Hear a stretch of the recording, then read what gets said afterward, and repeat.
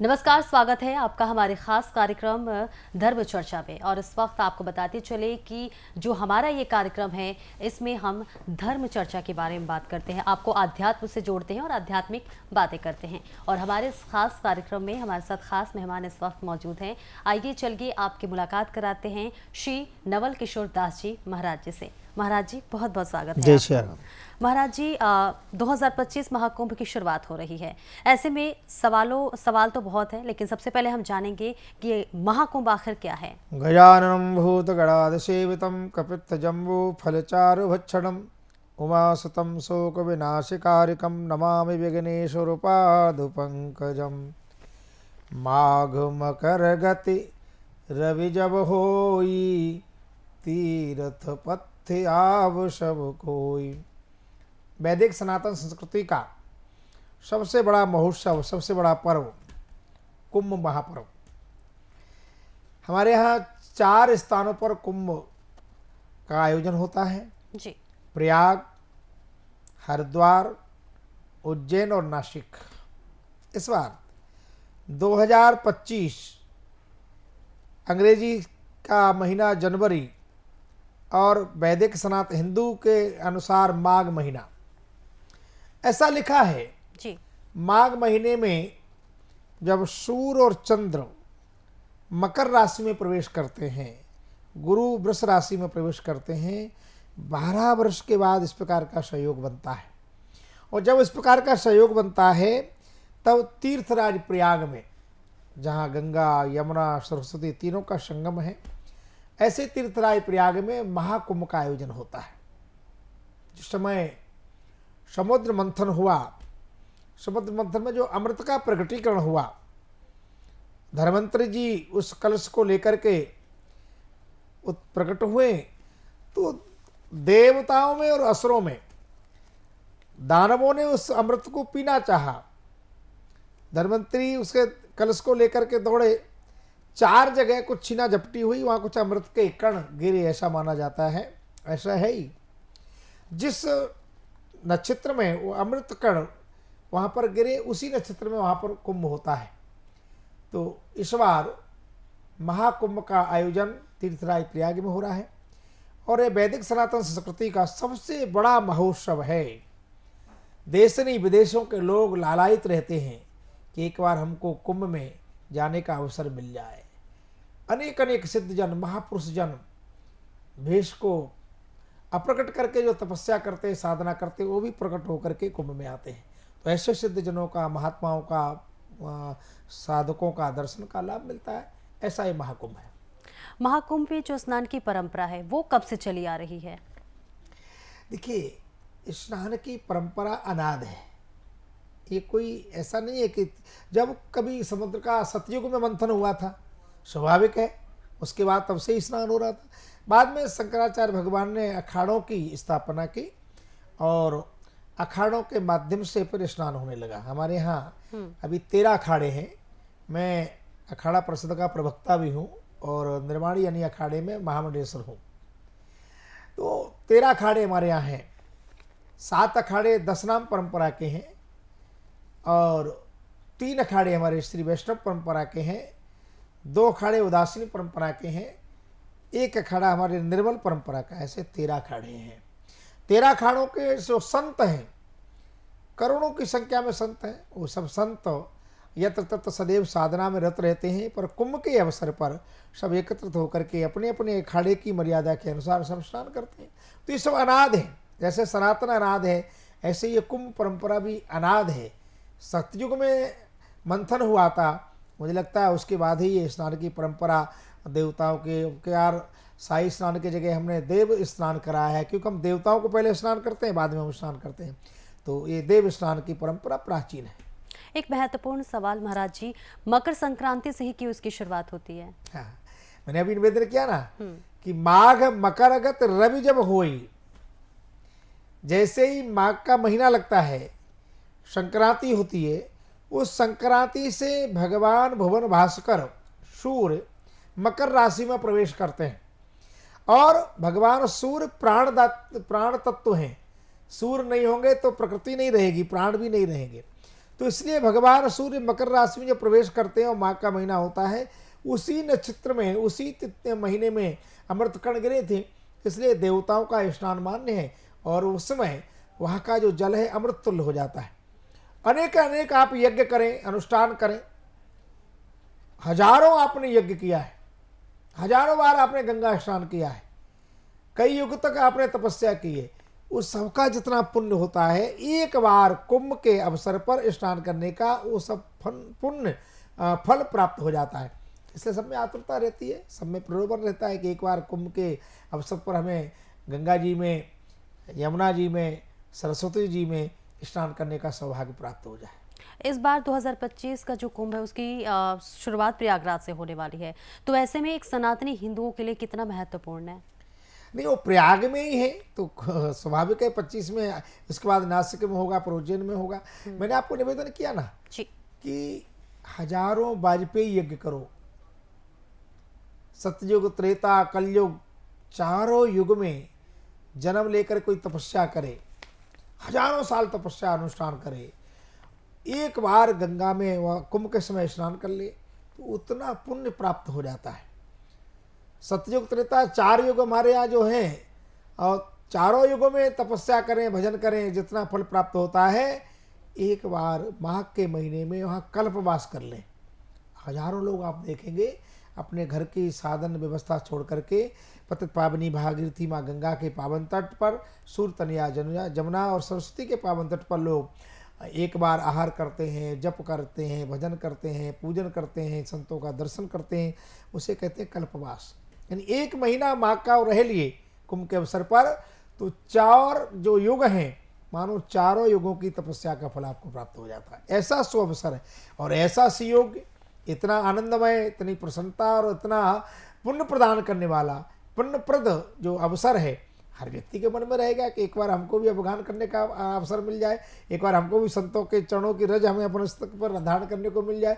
अनेक संत, हजारों लाखों हमारे नागा जो कहीं हिमालय में जाके तपस्या करते रहते हैं पर कुंभ के समय प्रकट होते, ऐसे ऐसे दिव्य महापुरुषों का, पूज्य संतों का हमें दर्शन करने का अलग लाभ प्राप्त होता है।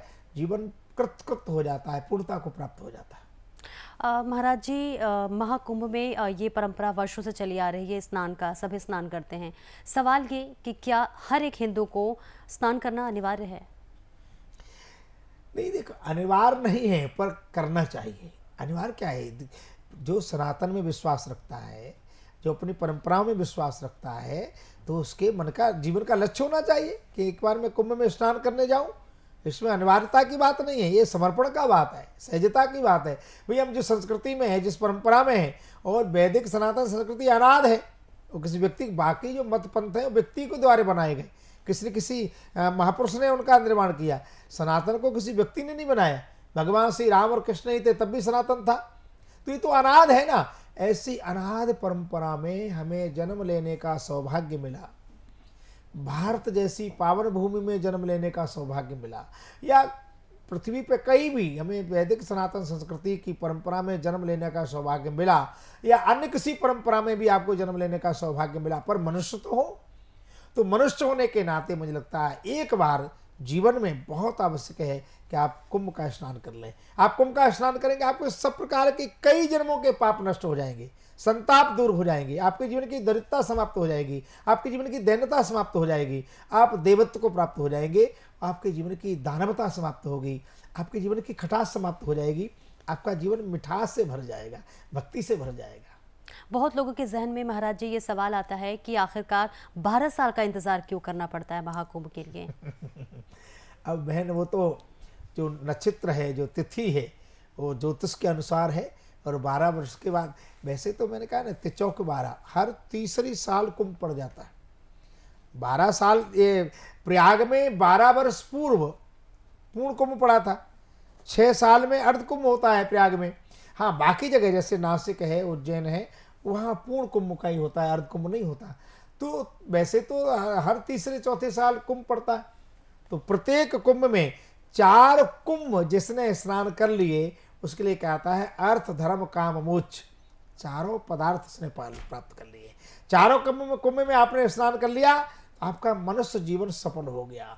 यही तन विषय भोग नहीं भाई, सुरगवंत सुलभ दुखदाई, साधन धाम मोक्ष कर द्वारा, पाहिन जहि पर लोक सुधारा, सुपरित दुख पावहि, सिर धुन धुन पछताए, काले कर्म ईश्वर मिथ्या दोष लगाए। भगवान की रचना में सर्वश्रेष्ठ रचना है मानव तन। ऐसा मनुष्य जीवन प्राप्त कर लिया, ऐसा दिव्य शरीर प्राप्त कर लिया, वो भी भारत में, वो भी सनातन परंपरा में। उसके बाद भी हम कुंभ स्नान नहीं कर पाए तो मुझे लगता है मानव जीवन पूर्ण नहीं माना जाएगा, कहीं ना कहीं अपूर्णता रह जाएगी, न्यूनता रह जाएगी। तो आइए हम सब प्रयाग में आकर के स्नान करें और मनुष्य जीवन के लक्ष्य को प्राप्त करें, इस पुण्य को प्राप्त करें। ये सौभाग्य, ये अवसर में प्राप्त हुआ है, उसका लाभ उठाएं। महाकुंभ का आयोजन महाराज जी सिर्फ 4 जगह हरिद्वार, नासिक, उज्जैन और प्रयागराज में ही क्यों होते हैं? एक मैंने आपको निवेदन किया कि जब समुद्र मंथन हुआ था और ये 4 जगह कहीं न कहीं देवताओं में, दानवों में वो जो कलश था, अमृत कलश, वो लेने के लिए कहीं न कहीं थोड़ा सा हाथापाई कहे या थोड़ा सा झंझट हुआ। तो उस मटके से, उस कलश से कुछ अमृत के कण वहाँ पर गिरे, उसी अमृत को प्राप्त करने के लिए। और हम सब जाते हो 12 वर्ष के बाद ऐसा योग बनता है एक जगह, तो उससे उसी तिथि, उसी नक्षत्र के अनुसार हम उस अमृत को पान करने के लिए। और सबसे बड़ा अमृत पान है संत दर्शजिम पातक टरहीं। इतने संतों का दर्शन मैंने निवेदन किया, पूरी दुनिया का, विश्व का सबसे बड़ा ये आयोजन है, धार्मिक आयोजन, जहाँ किसी को बुलाया नहीं जाता, लोग आते हैं, जो जैसी तैसी उठ धामे, बाल वृद्ध को साथ न लाभ। और इतना ही नहीं, देवता लोग, असुर लोग, निशाचर लोग, तपस्वी लोग, साधक लोग भेष बदल करके, देवता लोग भी भेष बदल बदल करके आके वहाँ स्नान करते हैं। आप कुंभ में जा रहे हैं, आप किसी को नहीं जानते, पता नहीं किसकी दृष्टि हमारे पे पवित्र पड़ जाएगी, हमारा जीवन धन्य हो जाएगा, कौन हमें दृष्टिभर देख लेगा, हमारा जीवन कृतकृत हो जाएगा। इसलिए आइए, इस अवसर को चूकना नहीं है, इसका आनंद लीजिए, इसका अलग लाभ लीजिए। जैसे कि इस बार महाकुंभ का आयोजन प्रयागराज से हो रहा है, तो महाराज जी ये डिसाइड कौन करता है, कौन निर्णय लेता है और कैसे निर्णय लेता है कि इस बार जो कुंभ का आयोजन है इस जगह से होने वाला है? सब निश्चित एक क्रम है ना बहन जी, वो सब क्रम है। क्रम है कि अभी जैसे तीर्थराज प्रयाग में है, इसके अगला जो कुंभ पड़ेगा वो नासिक में पड़ेगा, उसके बाद उज्जैन में पड़ेगा, उज्जैन के बाद फिर अर्धकुंभ यहाँ प्रयाग में पड़ेगा और पूर्ण कुंभ हरिद्वार में पड़ेगा। ऐसे क्रम है, वो सब तिथियां तय हैं, किसी ने कोई मनगढ़ंत नहीं बनाई, वो ज्योतिष के अनुसार सब पहले से तय है और उसी अनुसार, क्रम के अनुसार वो आयोजन होता है कुंभ का, उसमें सब आनंद लेते हैं। यानी क्रमानुसार ये होता हाँ, रहता क्रम है। से है वो सब। जी, जैसे मान लीजिए सत्ययुग है, उसके सत्ययुग आएगा, फिर त्रेता आएगा, फिर द्वापर आएगा, फिर कलयुग आएगा ना। अब कोई कहे कलयुग बाद में क्यों आता है, फिर वो क्रम है, सृष्टि का जो क्रम है, ऐसे ही ये परंपरा का क्रम है। जी। एक शाही स्नान शब्द है, तो ये शाही स्नान शब्द क्या है और इसे शाही स्नान शब्द का क्या मतलब है? वास्तव में शाही जो स्नान होता था, लोग कहते थे राजशाही, एक उत्साह के साथ, आनंद के साथ, पूरे समाज के साथ, राजशाही ठाट के साथ है। तो हाथियों पे, घोड़े पे चढ़ करके, यद्यप हमारे अखाड़ा परिषद ने इस बार शाही शब्द इसलिए हटा दिया क्योंकि शाही शब्द संस्कृत नहीं था, उर्दू भाषा का शब्द था। तो हमारा देव स्नान हो गया है, अमृत स्नान, देव स्नान, क्योंकि हम देवताओं को पहले स्नान कराते हैं। तो शाही का मतलब होता था ठाट बाट से, पूरा समाज के साथ, जरा गुरु, अपने गुरु को शिष्य लोग स्नान करा रहे हैं और आचार्यों को करा रहे हैं, अखाड़े पूरा आनंद के साथ उछलते हुए, प्रसन्नता करते हुए, पूरा प्रदर्शन करते हुए हम जाते हैं। भगवान को स्नान कराने जाना है, देवता को स्नान कराने जाना है, तो जरा ठाट बाट से जाना है, शाही से जाना है, इसलिए। बिल्कुल। इस बार हमने देखा कि उत्तर प्रदेश सरकार से तमाम साधु संत थे, उन्होंने मांग की है कि जो महाकुंभ का वेबसाइट है वहाँ से शाही और पेशवाई शब्द को हटा दिया जाए और देव आगमन का जो है वो शब्द का प्रयोग किया जाए और यहाँ तक कि जो सुरक्षाकर्मी है वो भी हिंदू तैनात हो। तो ऐसे में आप इस मांग को किस तरह से देखते हैं? देखिए बहन जी, हम लोगों ने जो कहा, ये हमारा वैदिक सनातन संस्कृति का उत्सव है, आनंद है। तो हमने कहा कि हम देवताओं को पहले स्नान करते हैं और देवताओं का आह्वान करते हैं। तो जो प्रवेश है वो देव प्रवेश, मतलब देवताओं का आह्वान। आप कोई पूजा पाठ करेंगे तो पहले गणेश लक्ष्मी का पूजन करते हैं, भगवान गणेश का आह्वान करते हैं, देवताओं का आह्वान करते हैं। पेशवाई का मतलब होता था हम उसमें प्रवेश कर रहे हैं, तो हमने उसका नाम रखा देव आह्वान, देवताओं का आह्वान, क्योंकि देवताओं का स्नान होना है, देवताओं की कृपा से हम सिर्फ कर पा रहे हैं। एक तीसरा जो आपने कहा कि हमने जो मांग की है अखाड़ा परिषद के माध्यम से कि कुंभ परिसर में जो सनातन को नहीं मानते, जिनके सनातन के बारे में जानकारी नहीं है, ऐसे लोग, अवांछनीय लोग, पहले सुन लीजिए, हम सबसे कहा है, हर चैनल में ये बोला है, अवांछनीय लोग, जैसे मान लीजिए आप वहाँ जा रहे हैं कुंभ में पुण्य कमाने के लिए, आप 1 महीना रहेंगे, वहाँ तपस्या करेंगे, भजन करेंगे, लहसुन प्याज तक आप नहीं खाएंगे, पर कोई ऐसा अवांछनीय व्यक्ति आ जाए जो आप कहीं फल खा रहे हैं, पता लगे उस फल पे पेशाब कर रखी है, कोई सब्जी पे थूक रखा है, आप वो जूस पीने जा रहे हैं, पता लगा जूस में पता नहीं क्या मिला रखा है, तो आपका तो अनुष्ठान खंडित हो जाएगा। आप वहाँ पिकनिक बनाने नहीं जा रहे, आप वहाँ कोई घूमने नहीं जा रहे, आप अनुष्ठान करने जा रहे हैं।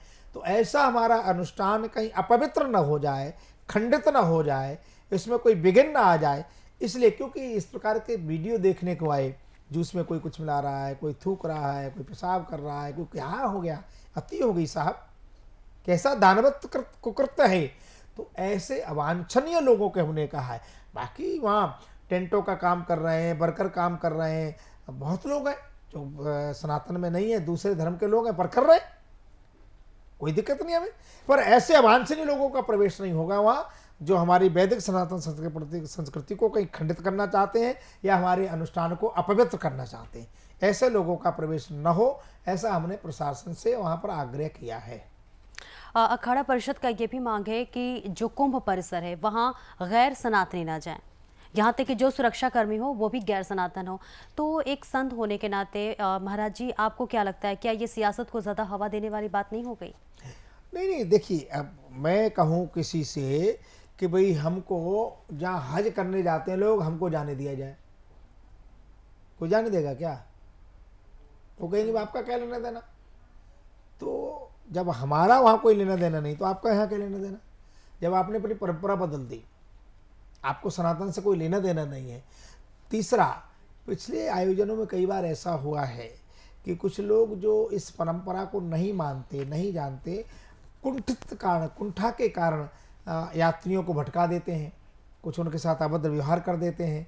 तो ऐसा घटना न घटे, इसलिए हमने कहा है कि वहाँ ध्यान रखा जाए कि जो सनातन को नहीं मानते, नहीं जानते, गैर सनातनी लोगों का वहाँ पर प्रवेश न हो तो ज़्यादा अच्छा है। हमने प्रशासन से ऐसे मांग की है, और वो केवल इस भावनाओं से की है कि आने वाले लोगों के साथ कोई दुर्भाव न हो, उनके जो पवित्रता है वो खंडित न हो, और उनकी जो श्रद्धा है वो श्रद्धा का दोहन न हो, श्रद्धा उनकी टूटे नहीं, उनके साथ कोई अवांछनीय व्यवहार न हो, ऐसी कामना के साथ हमने प्रशासन से मांग किया, और लगभग प्रशासन ने हमारी बात को स्वीकार किया। अखाड़ा परिषद ने यह भी मांग की है कि लव जिहाद को लेकर और तमाम ऐसे मुद्दे हैं, इसे लेकर एक ठोस कानून होनी चाहिए। आप इस मांग को कैसे देखते हैं? देखिए बहन जी, क्या होता है हमारे यहाँ, हमारे जो बहन और बेटियाँ हैं, हमारे लोगों में कोई छल कपट नहीं होता। हमारी बच्ची पढ़ते होते हैं बच्चे, और वो पता लगता है कि वो फ़ोन पर कोई नाम बदल करके, कोई कलावा बांध करके, कोई टीका लगा करके, भेष बदल करके, कालनेमी बन कर हमारी बहन बेटी के साथ वो उस पर जुड़ता है। हमारे बच्चे समझ नहीं पाते कौन है, और जब तक समझते बहुत देर हो चुकी होती है, तो भेष बदल करके, कपट करके हमारी बहन बेटियों के साथ छलावा करते हैं, कपट करते हैं। ये जो लव जिहाद है, ये वास्तव में एक अधर्म और पाप का काम है, और इस पर सरकार को रोक लगाना चाहिए। आपके माध्यम से, साधना टीवी के माध्यम से मैं सभी माता पिताओं से भी निवेदन करूंगा कि अपने बच्चों को संस्कार दीजिए कि हम सनातनी हैं, हम भारतीय हैं, और हम भारतीयों के साथ, सनातनी के साथ साथ हमें किन लोगों से बात करनी है, किन से मित्रता करनी है, किन से नहीं करनी है, कौन लोग छल कपट कर रहे हैं। क्योंकि हमारी बहन बेटी को पता नहीं होता, नाम बदल करके वो बुला लेते हैं, और बाद में बहुत पश्चाताप होता है, पूरा जीवन बर्बाद हो जाता है। तो हमारी किसी बहन बेटी का जीवन बर्बाद न हो, उसकी श्रद्धा का शोषण न हो, ऐसा भावना रखते हुए हम सबको जागृत करने के लिए कर रहे हैं। हमने जागृत करने के लिए कहा है। माँ बाप का भी कर्तव्य है कि अपने बच्चों के फ़ोन कभी कभी चेक करें कि चैट किससे हो रही है, फ्रेंडशिप किससे हो रही है, बात किससे हो रही है। आवश्यक है, हमारे बच्चे पढ़ें लिखें, बड़े बने, ये उनका अधिकार है, इसमें कोई रोक टोक नहीं है, परंतु हमारा जीवन व्यवस्थित बना रहे, इसके लिए माता पिता होने के नाते हमारा कर्तव्य बनता है कि अपने बच्चों को अपनी संस्कृति के बारे में, अपनी परंपराओं के बारे में हम उनको बताएं। हम बताएंगे नहीं तो बच्चों की क्या गलती है। हम बताते नहीं कि पिताजी का नाम लेना है तो पहले श्री बोलना है, बाद में जी बोलना है। जब हम बताएंगे ही नहीं तो बच्चे तो डैड बोलेंगे ना। डैड माने क्या है, मर जाना। हाँ, माता जी की जगह क्या बोलेंगे, मम्मी बोलेंगे।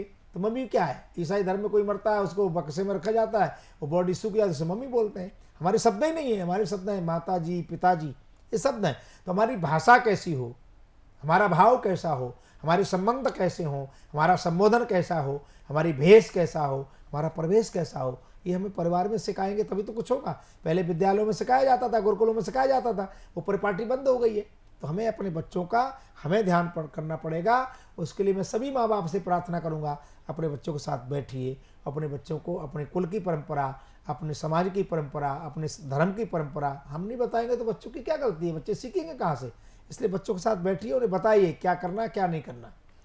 गौ हत्या को लेकर भी लगातार अखाड़ा परिषद ठोस कानून करने के लिए बनाने के लिए लगातार मांग कर रहा है और इसी के साथ साथ जो है गौ माता को राष्ट्रीय पशु जो है घोषित करने की बात की जाए। महाराज जी, आपको क्या लगता है कि अगर इस तरह के कानून बनते हैं तो क्या गौ हत्या पर रोक लगेगी?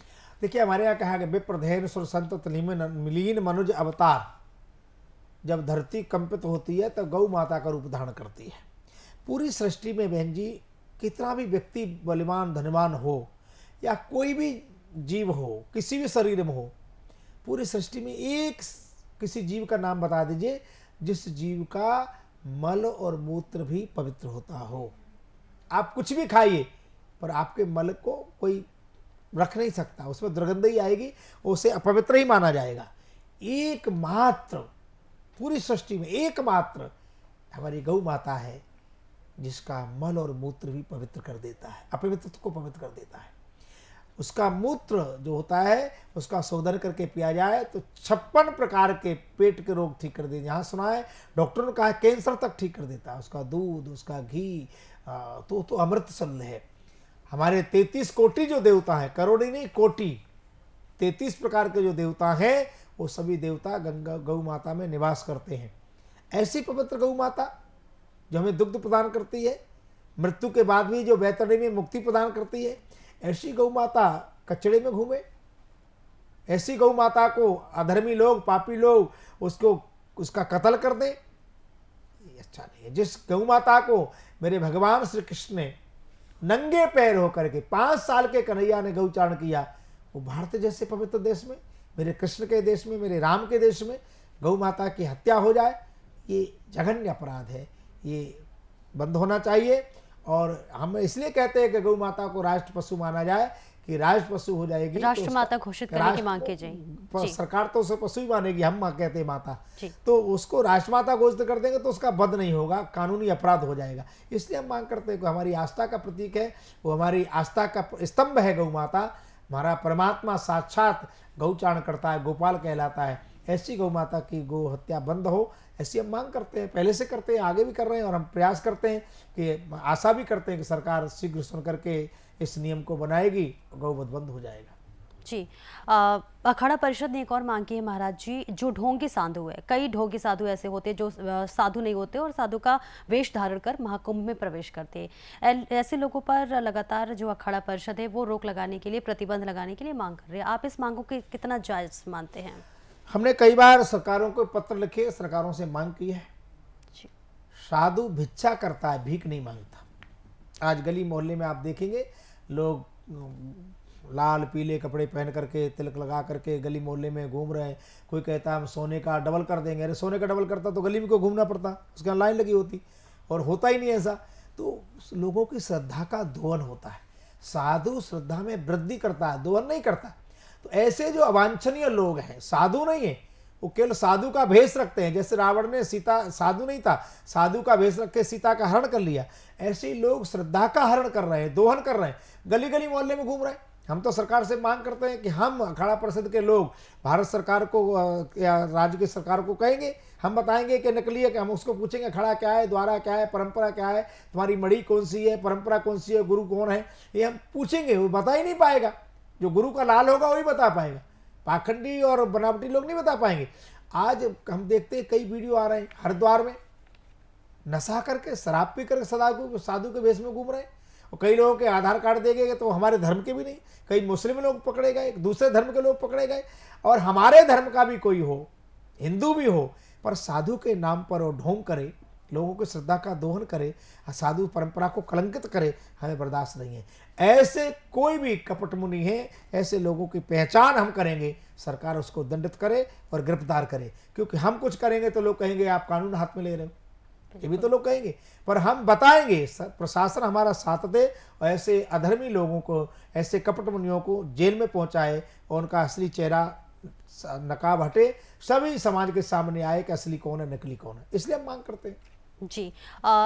महाकुंभ में जो सन्यासी साधु होते हैं ये आकर्षण के केंद्र होते हैं, खास तौर से जो नागा साधु होते हैं। तो नागा साधुओं के बारे में कुछ कहना चाहेंगे आप? वास्तव में हमने कहा, हमारे यहाँ जो पुरानी परंपरा है, हमारे यहाँ कहा गया कि परमात्मा ने हमें जैसा जन्म दिया वैसे ही निष्पाप, निर्द्वंद, निर्लिप्त हम परमात्मा को समर्पित हो जाए। कोई वस्त्र धारण नहीं किया जाता, क्योंकि चारों दिशाएं हमारा अंबर है, पृथ्वी हमारा बिछावन है, आकाश हमारा ओढ़नी है। इस भावना को लेकर के हमारे दिगंबर संत, जिनको आप नागा बोलते हैं, वो कंदराओं में रह करके भजन करते हैं, भगवत चिंतन करते हैं और इतनी तपस्या करते हैं, वो भजन करते हैं, साधना करते हैं, तो लोग उनके दर्शन करने आते हैं। तो आध्यात्मिक दृष्टि से वो आकर्षण का कारण है, केवल दिगंबर होने के नाते नहीं, क्योंकि उन्होंने अपना सर्वस्व परमात्मा के लिए निछावर किया है, पूरा जीवन निछावर किया है। ऐसे तपस्वी संत, ऐसे तेजस्वी संत, ऐसे भगवत परायण संतों का दर्शन करने के लिए लोग लालायित रहते हैं, उनका दर्शन करते हैं और जीवन का अलग लाभ प्राप्त करते हैं। इस कारण से उनका दर्शन करने के लिए लालायित रहते हैं लोग। सुबह 2 बजे से ही लग जाते हैं, बैठ जाते हैं किनारे से कि कब उनका दर्शन होगा, और बाकी सभी संतों का दर्शन भी करते हैं लोग। खासतौर से गृहस्थ के लिए जो कुंभ स्नान है वो कितना महत्वपूर्ण है? नहीं, वो जीव मात्र के लिए, मैंने कहा ना कि हजारों वाजपेयी यज्ञ करो, हजारों अश्वमेघ यज्ञ करो, हजारों राजसी यज्ञ करो, हजारों साल तपस्या करो, इन सबका जो फल होता है कुंभ में एक बार स्नान करने का, वो फल प्राप्त हो जाता है। तो कौन फल प्राप्त नहीं करना चाहेगा? किसको नहीं जीवन का लाभ चाहिए? कौन भगवत प्राप्ति नहीं करना चाहता? कौन अपने जीवन को निष्कंट और निष्कलंक नहीं बनाना चाहता? कौन अपने जीवन की दैन्यता और दानवता समाप्त नहीं करना चाहता? कौन देवत्व को प्राप्त नहीं होना चाहता? सब लाभ लेना चाहते हैं। तो ये लाभ सबके लिए है। इसलिए मैं तो सबसे प्रार्थना करूंगा कि आइए आप सब लोग। 13 जनवरी को पूर्णमासी का स्नान है, 14 तारीख को पहला मकर संक्रांति का स्नान रहेगा और 29 तारीख का मौनी अमावस्या का स्नान रहेगा और 3 फरवरी को बसंत पंचमी का स्नान रहेगा। ये आप सबको निमंत्रण है, आप जरूर पधारने की कृपा करें। और इसमें पर्व स्नान भी है, इसमें पर्व स्नान के भी रहेगा। जैसे एकादशी है, एकादशी का स्नान रहेगा। मैंने निवेदन किया, पर्व स्नान 13 जनवरी का है, वो दिन पूर्णमासी है। प्रथम शाही स्नान 14 जनवरी का है, दिन मंगलवार है, तो उस दिन शाही देव स्नान रहेगा। पर्व स्नान 25 जनवरी का है, उस दिन सठतला एकादशी है, वो भी स्नान है। द्वितीय जो देव स्नान है, जिसको शाही स्नान बोलते थे अभी तक, 29 जनवरी का है, वो मौनी अमावस्या का, उसमें भी आप स्नान करें। तृतीय देव स्नान, जिसको शाही स्नान बोलते थे, 3 फरवरी का है, बसंत पंचमी का है। और बाद में जो स्नान है 8 फरवरी का है, वो जया एकादशी है। और 12 फरवरी को माघ पूर्णमासी है, जिनको कल्पवास करना है। 3 फरवरी तक वहाँ अखाड़े रहेंगे, बाद में वो 12 फरवरी तक जो कल्पवास करेंगे वो लोग रहेंगे। तो आपको जब समय मिले आप पधारें, आपका स्वागत है। पतित पावनी भगवती माँ गंगा में, यमुना, सरस्वती में अवगान करें, आपका जीवन निर्द्वंद हो जाए, निष्कलंक हो जाए और आपके जीवन की वासना समाप्त होकर के उपासना की सुगंधी से आपका जीवन कुसुमित हो जाए, प्रफुल्लित हो जाए। ऐसी कामना करता हुआ मैं आप सबसे निवेदन करूंगा, सभी लोग समय निकाल के आएँ और कुंभ में, महापर्व में आकर के अवगान करें, स्नान करें। 1 दिन 2 दिन जरूर रहें, क्योंकि तीर्थ में जाते हैं तो कहा जाता है कम से कम 1 रात्रि तो जरूर निवास करना चाहिए। तो आप लोग आकर के 1 दिन 2 दिन जितना अनुकूल पड़े स्नान करें, उस संतों का दर्शन करें, आनंद लें। आपको जीवन में लगेगा कि मैं पहले क्यों नहीं आया। और एक बार आप आएंगे तो मुझे लगता है हर कुंभ में जाने का आपका मन प्रसन्नता से जरूर करेगा और हर कुंभ में आप आके स्नान करेंगे, संतों का दर्शन करेंगे। ऐसी मैं कामना करता हूँ। महाराज जी, अभी आपने कल्पवास शब्द का जिक्र किया, ऐसे में तमाम गृहस्थ इस बार जो है संगम तट पर कल्पवास करने हैं। ये कल्पवास क्या होता है महाराज जी? मैंने कहा नहीं, कल्प माने जो सतयुग, त्रेता, द्वापर और कलयुग, चारों युग एक बार बीत जाए उसको कहते हैं कल्प। अब सतयुग त्रेता द्वापर में इतना तो हमारी उम्र है नहीं।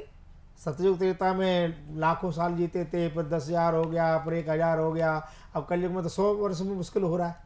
तो हम इतना तो भजन नहीं कर सकते। एक महीने माघ महीने में, माघ मकर गत रवि जब होई, तीर्थ पथ्य आव सब कोई, देव धनुज नर किन्नर श्रेणी, देवता नर सब आते हैं। एक महीने रह करके गंगा के किनारे, संगम के किनारे जो जप करते हैं, भजन करते हैं, एक टाइम भोजन करते हैं, फलाहार करते हैं, मौन रहते हैं, भगवत नाम जप करते हैं, एक महीना यदि रहेंगे तो चारों युगों का तपस्या करने का फल आपको प्राप्त मिलेगा। क्योंकि ये कलयुग है, नहीं कल कर्म न धर्म विवेकु, राम नाम अवलंबन एकु, भाव को भाव अनकाल सहु, नाम जपत मंगल दिस दसहु। भाव से कुभाव से अलख में कैसे भी कहीं भी कोई भी भगवत नाम चिंतन करता है, उसके जीवन के सब प्रकार के पाप नष्ट हो जाते हैं। ऐसा सौभाग्य, इतना शुभ अवसर प्राप्त हुआ है तो हम क्यों जाने देंगे। इसलिए आइए हम सब लोग उस आनंद का लाभ लेने के लिए तीर्थराज प्रयाग में कुंभ महापर्व में जरूर पधारें। महाराज जी, हमेशा एक शब्द सुनने को मिलता है महाकुंभ में कि जूना अखाड़ा शामिल हो रहा है, किन्नर अखाड़ा शामिल हो रहा है। तो महाराज जी, ये अखाड़ा क्या है? क्योंकि अखाड़ा से कुश्ती की छवि बनती है। वास्तव में जब हमारे देश में कहीं न कहीं सनातन धर्म पर विधर्मियों का जब हमले होते थे, अटैक होता था, तो भगवान जगतगुरु शंकराचार्य जी ने अखाड़ों का निर्माण किया। अखाड़ा मतलब केवल कुश्ती से नहीं, एक समूह जहाँ रहता है, ऐसा समूह जो संस्कृति के लिए, परंपराओं के लिए, समाज के संरक्षण के लिए अपना सर्वस्व न्यौछावर कर सकता है। तो भगवान शंकराचार्य ने एक आह्वान किया है कि ऐसे लोग जो सनातन का संरक्षण संवर्धन करने के लिए, सनातन के प्रचार करने के लिए कितने लोग घर से निकलते हैं, तो जो लोग घर से निकले उनको संत विरक्त कहा गया। ऐसे विरक्तों का, ऐसे संतों का समूह जहाँ बैठ कर के साधना करता था। और जरा विधर्मियों से लड़ना है तो जरा स्वाभाविक है, थोड़ा मल्लयुद्ध भी करते होंगे। तो वो अखाड़ा शब्द, जो अखाड़े का मतलब जो सनातन के लिए, धर्म के लिए सदैव खड़ा है, तटस्थ है, तैयार है, ऐसे लोगों का समूह जहाँ रहता है उसको अखाड़ा कहा गया। महाराज जी, कुंभ और से कुंभ कनेक्शन राशि का क्या कनेक्शन है? कुंभ और कुंभ राशि से क्या कनेक्शन? हाँ, मैंने कहा माघ मकर गत रवि जब होई, जब मकर राशि में प्रवेश करते हैं और गुरु कुंभ राशि में प्रवेश करेंगे, वृष राशि में प्रवेश करेंगे, तो इस प्रकार के नक्षत्र बनते हैं। वैसे कुंभ माने होता है घड़ा, मटका, कुंभ माने मटका। तो अमृत का जो कलश निकला था, मटका निकला था, उसी में तो अमृत था, उसी से तो अमृत के कण गिरे थे, इसलिए कुंभ माने मटका। जहां जहां कुंभ से, मटके से अमृत के कण गिरे, वहां वहां उस मटके से गिरे अमृत को प्राप्त करने के लिए, पान करने के लिए मेला लगता है, इसलिए उसे कहा गया कुंभ का मेला। कुंभ राशि से नहीं, कुंभ माने मटका है जी। महाराज जी, जो इस बार पहली बार कुंभ जा रहे हैं, उनके लिए क्या कुछ विशेष सलाह देंगे? मैं निवेदन करूंगा, एक तो मन में प्रसन्नता और आनंद हो। परदेश कलेश नरेशन को थोड़ी सी दिक्कत हो सकती है, हो सकता है आपको पैदल चलना पड़े। जिनको देव स्नान यानी शाही स्नान जिनको करना हो, वो कृपया 2 दिन पहले पहुंच जाए, क्योंकि 24 घंटे पहले सब रास्ते बंद हो जाएंगे, तो आपको कई किलोमीटर पैदल चलना पड़ सकता है। तो कम से कम 2 दिन पहले पहुंचे। परम स्नान करना हो तो भले 1 दिन पहले पहुंचे तो चलेगा, पर जिनको देव स्नान करना है, शाही स्नान करना है, वो कृपया कम से कम 2 दिन पहले पहुंच जाए। एक तीसरा, वहाँ जाकर के जितना हो सके मौन रहें, जितना हो सके भजन करें, जितना हो सके संतों का दर्शन करें, जितना हो सके गीता रामायण का पाठ करें, जितना हो सके सत्संग कथा सुने। वहाँ जाके जीवन एक साधनामय हो जाए। वहाँ जाकर के कोई वासना युक्त न रहे, कोई गाली देना, किसी से झगड़ा करना, कोई आपको कुछ 4 शब्द बोल दो, बस हाथ जोड़ लो, भैया कोई बात, ठीक है, क्षमा करना, भले हमारी गलती नहीं है, तब भी इतनी क्षमाशीलता आ जाए कि भैया ठीक है, चलो हमारी गलती क्षमा कर दो, हम तो तीर्थ करने आए, हम तो पुण्य कमाने आए।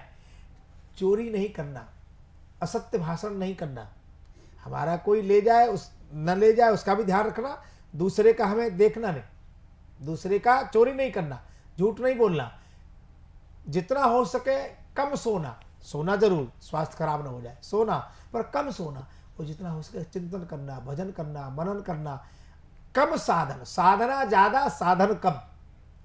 क्योंकि घर में जो आपको साधन है वो शायद वहाँ नहीं मिलेंगे। घर में आपको गर्म पानी मिलेगा, बाथरूम में साबुन सब मिल जाएगा। वहाँ 2-4 दिन ठंडी गंगा में स्नान करना, सर्फ वर्फ का साबुन का प्रयोग न करना तो बड़ी कृपा होगी। ज़्यादा अवच्छ भोजन नहीं करना, वैसे तो वहाँ मिलेगा ही नहीं अवच्छ भोजन, जहाँ मिलेगा प्रसाद ही मिलेगा। तो प्रसाद पाना और सबसे आवश्यक है भजन करना, भगवत नाम का चिंतन करना, मन का चलते चलते सीताराम सीताराम, राधे श्याम, ओम नमः शिवाय, जो आपको अच्छा लगता है भगवान के पवित्र नाम का चिंतन करना, उच्चारण करना। आप देखेंगे 3 दिन भी आप रहेंगे तो आपको लगेगा मैं पहले क्यों नहीं आ गए, एकदम हल्के हो जाएंगे आप, अंदर बाहर से हल्के हो जाएंगे। और आप दिव्यता पवित्रता अंदर से लगेगी कि एक बहुत अच्छी सुगंधी प्रकट हो रही है। ये वासना की दुर्गंध समाप्त हो जाएगी, साधना की सुगंधी से आप परिपूर्ण हो जाएंगे। इसलिए आप देखेंगे कि आपका जीवन एक नया जीवन, पवित्र जीवन, दिव्य जीवन, सहज जीवन, सरल जीवन, इतने हल्के हो जाएंगे आप। बिल्कुल। महाराज, इस वक्त जो है आपको साधना चैनल पे करोड़ों दर्शक देख रहे हैं, खासतौर से युवाओं को क्या संदेश देना चाहेंगे? देखिए बहन जी, किसी भी संस्कृति का, किसी राष्ट्र का, किसी परिवार का जो युवा होता है वही भविष्य होता है। आप देखेंगे भगवान श्री राम और कृष्ण कहीं आपको उनको वृद्ध अवस्था में नहीं दिखाया गया, सुकुमार दिखाते हैं। जी। युवा अवस्था जो होती है, युवा अवस्था में ही आप पैसा कमा सकते हैं, युवा अवस्था में ही माता पिता की सेवा कर सकते हैं, युवा अवस्था में ही राष्ट्र की, समाज की, धर्म की सेवा कर सकते हैं। जिसके परिवार का एक नौजवान भटक जाए पूरा परिवार बेकार हो जाता है। जिसका नौजवान बेटा कुछ खा पी के गिरता पड़ता है तो माता पिता कहते हैं भगवान क्या संतान दिए। और जिसका बेटा शाम को बढ़िया खुश होता हुआ हाथ में अटैची लिए आए, माताजी को पिताजी को प्रणाम करे, पूछे आपने कुछ खाया कि नहीं खाया, कितने खुश हो जाएंगे। घर का एक नौजवान दिशाहीन हो जाए पूरे परिवार में कलह हो जाता है, कलेश हो जाता है। इसलिए नौजवानों को ज़्यादा धार्मिक होना, नौजवानों को ज़्यादा मर्यादित होना, इससे मैं निवेदन करूंगा। और फिर यही तो अवस्था है भाई साहब, बचपन तो खेलने कूदने में निकल गया, पढ़ने में निकल गया, बुढ़ापा खांसने में और बीमारी में निकल जाएगा। ये जो अवस्था है 20 साल से लेकर के और 40-50 तक की वाली उम्र है, इस उम्र में जितना आप कुछ कर लें, चाहे धन राम कमा लें, चाहे दाम कमा लें, यश कमा लें, कीर्ति कमा, जो कुछ कर सकते हैं, यही अवस्था तो है। इसलिए युवा अवस्था पे मैं भाइयों से प्रार्थना करूंगा, बहुत मर्यादित रहने की आवश्यकता है, बहुत तटस्थ रहने की आवश्यकता है और बहुत धार्मिक होने की आवश्यकता है। क्योंकि आप धार्मिक होंगे तो माँ बाप का अपमान नहीं करेंगे, आप धार्मिक होंगे तो ऐसा कुछ नहीं खाएंगे जो नहीं खाना चाहिए, आप धार्मिक होंगे तो ऐसा कुछ नहीं पिएंगे जो नहीं पीना चाहिए, आप धार्मिक होंगे तो कोई कुकृत्य नहीं करेंगे। आपके जीवन में मर्यादा रहेगी, शीलता रहेगी, सहजता रहेगी। और आप मर्यादित होंगे तो आपका परिवार मर्यादित हो जाएगा। जिसका बेटा नौजवान मर्यादित हो, कुछ गलत सलत करता नहीं, खाता पीता नहीं, उसका बाप गलती से कुछ करे तो लोग कहेंगे इनका बेटा कितना अच्छा है। उसको एक व्यक्ति घर का नौजवान ठीक हो जाए पूरा परिवार ठीक हो जाता है, और एक घर का नौजवान बिगड़ जाए, गलत रास्ते पर चला जाए, पूरे परिवार में बिगड़ जाता है, पूरा परिवार में कलह हो जाता है। इसमें निवेदन करूंगा, नौजवानों को ज़्यादा सचेत रहने की आवश्यकता है, नौजवानों को ज़्यादा धर्मनिष्ठ और धर्मपरायण होने की आवश्यकता है। नौजवान ठीक तो देश भी ठीक, परिवार भी ठीक, समाज भी ठीक। वहाँ पर कुंभ क्षेत्र में, कुंभ नगरी में अंतर्राष्ट्रीय रामकथा नगर साधना शिविर के नाम से अपना कैंप लगेगा। आप लोग उसमें जरूर पधारें, सेवा का अवसर दें। सादर जय सिया राम। बहुत बहुत धन्यवाद महाराज जी आपका। आपने महाकुंभ को लेकर तमाम जानकारियां दी, बहुत बेहद महत्वपूर्ण जानकारी हमसे साझा की। नमस्कार।